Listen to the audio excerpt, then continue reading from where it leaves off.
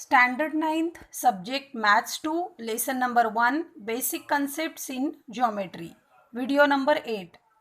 See children, I had given you these points to write.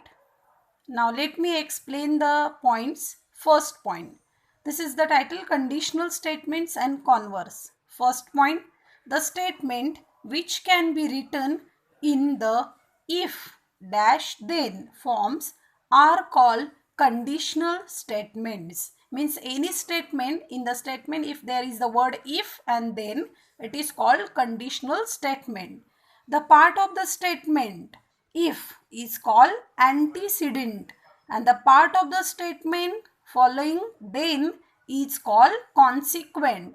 If antecedent, then consequent. See the example here.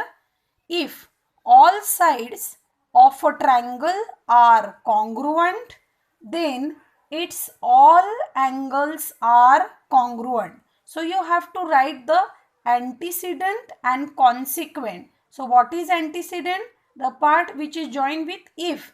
So if all sides of triangle are congruent. See here children, this is antecedent. The part which is following to then, that is all angles are congruent. All angles are congruent. This is consequent. So in any statement, if the part which is joined with if is antecedent and the part which is following to then is called consequent. Okay, this is first example. Now the second point, if the antecedent and consequent in the given conditional statement are interchanged, means if statement goes to follow then and then statement come in front with if, the resulting statement is called converse of the given statement. What is that? Converse of given statement, when antecedent and consequent are interchange, then it is converse. See the example children, the same example. If all sides of a triangle are congruent, this is antecedent.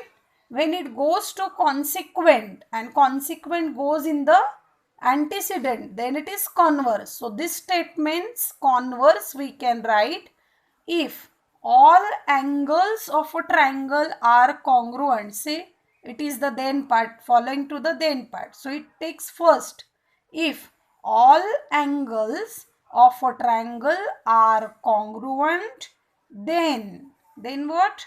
All sides of triangle are congruent. So this is the converse of this statement. Understand? So this is called as converse of this statement, means antecedent and consequent change, interchange, and is called converse of the statement. Now next point, some self-evidence geometrical statement are called postulate. For example, there are one and only one line passing through 2 points. We cannot be proof. It is the evident geographical statement. So this is called postulate.